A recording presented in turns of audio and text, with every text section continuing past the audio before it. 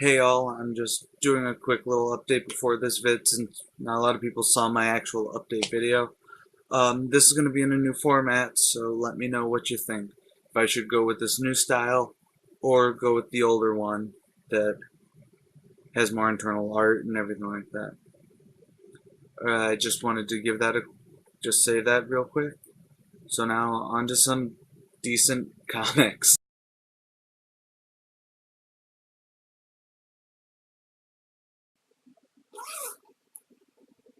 So first up is Wolverine and the X-Men #1.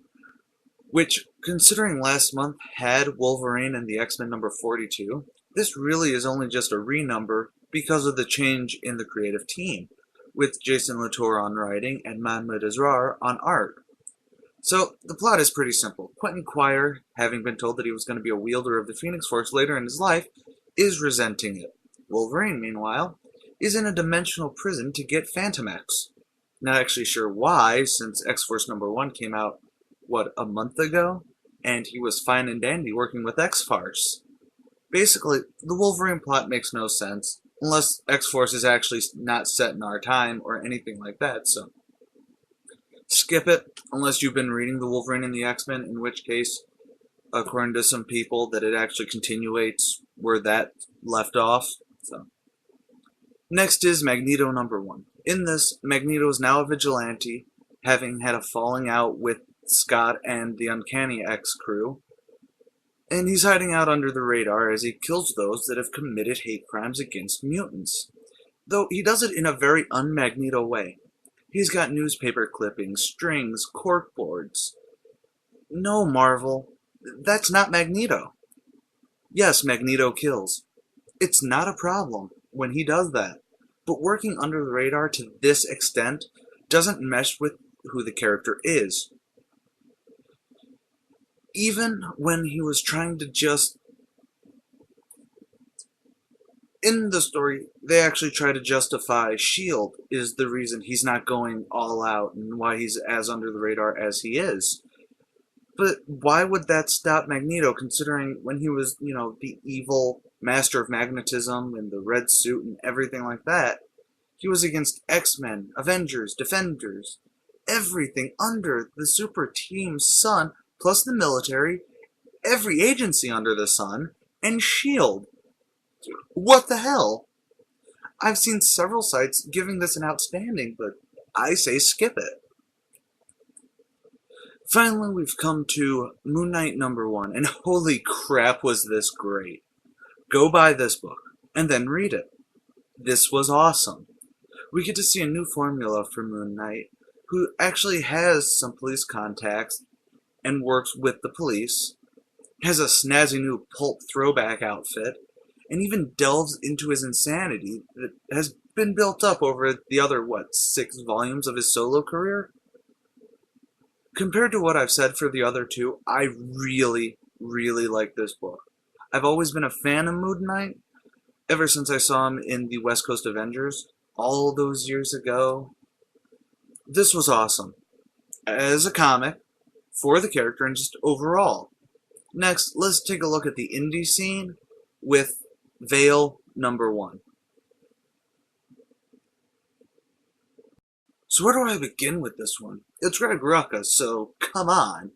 The art is pretty great for me, though I know a lot of people won't really enjoy it since it's not as crisp or sterile as the mainstream norm is. But, okay, this story is pretty neat, with a woman waking up in the subway, not knowing anything, and generally acting crazy. Some guys try to take advantage of her naked state, but she gets rescued by a guy named Dante, who gets her some clothes and whatnot. Well, those men from before decide to come after Dante to ice him for taking they brought. Well, Vale, as she's calling herself, uses her mental brain powers to force the men to shoot each other. It's pretty brutal, but that kind of surprised me. I really liked it, because this is the start of a great story, and I would say at the very least, give it a read. Though I also would say wait for the trade to buy a hard copy of it. So, and then let's finalize this with DC's Batman Superman Annual #1.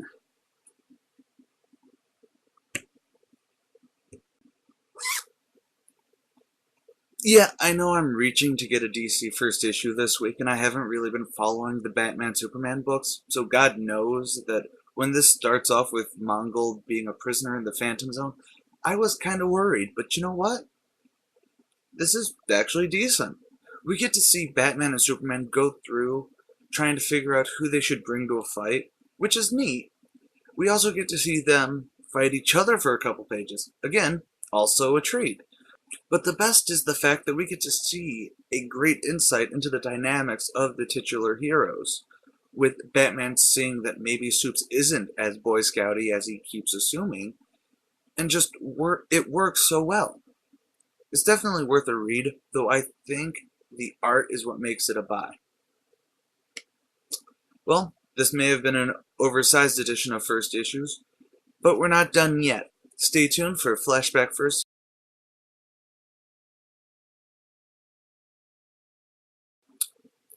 Another relatively fresh title to get a flashback from me. This 2012 title, Damsels #1, is by Liam Moore and John Repion, with illustrations by Anik,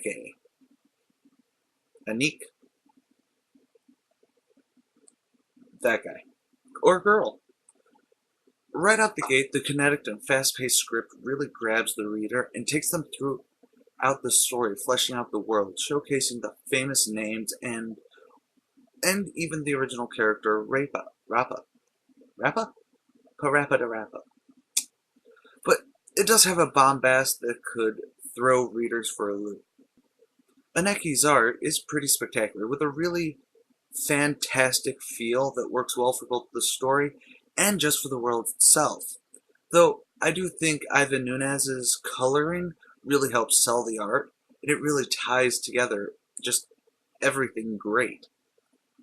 As a first issue, it basically acts as a friend you're visiting in a separate town that you've never been in, where they grab you by the wrist and want to take you here and here and here, and you totally need to see this and that, which is definitely a give or take style for a first issue, but I'd say give it a read.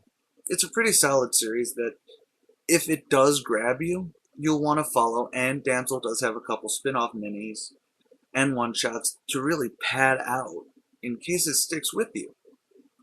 I'm the Archivist, and before I sign out, I'd like to ask you to comment below if you like this new format, or should I stick with the old trio format, one comic per? Just let me know, or even if you have any suggestions. Though I do warn you that I can't actually shove my foot into my mouth anymore, so stop asking me. Anyways, like, subscribe, comment, and as always, stay golden, pony people. Do do do do do do do do do do do do do do do do do do do do.